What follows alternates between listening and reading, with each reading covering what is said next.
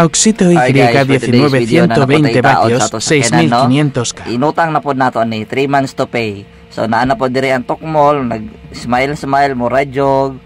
Hinay-hinay ta padidit sa ato ang amigo, no. Mao dining itaod nato sa atong sakyanan Auxito Y19 120 watts 65K brightness. So kani magpahinay-hinay ta padidit turo maradyog, oh, excited kayo yung tukmol, oh.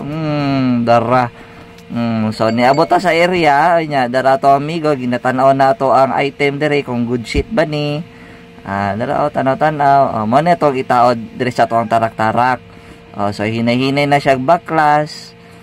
So dara medyo hugaw lang to sakyanan ha, pero good shit kay na siya. So dara nanapod ta itaod mo ni pakapin sa tong pinalit. Park light ni siya, so ibutang pod nato ni siya sa to ang headlight sa tarak-tarak. So hinay-hinay na sila angkol. Tanggal sa to ang kuan, sa to ang headlight. Dara. Hinay-hinay tag butang ani.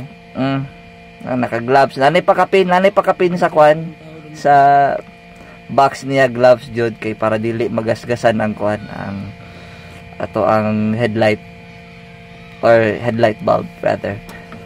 So tuara. Dagang taod.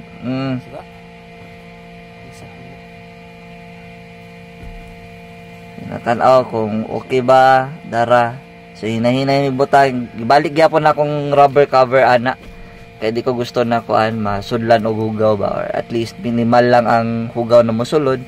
Total magyapoy inner fan ang, or na may fan ang bulb nato para mubugnaw. So dara, siga na, hayag kayo, sakita sa mata na ipabalos nato na sa mga sakyanan na kuan na kusupod og headlight. Tag 2K lang na siya or 2.5 sa kuan Shopee or TikTok shop.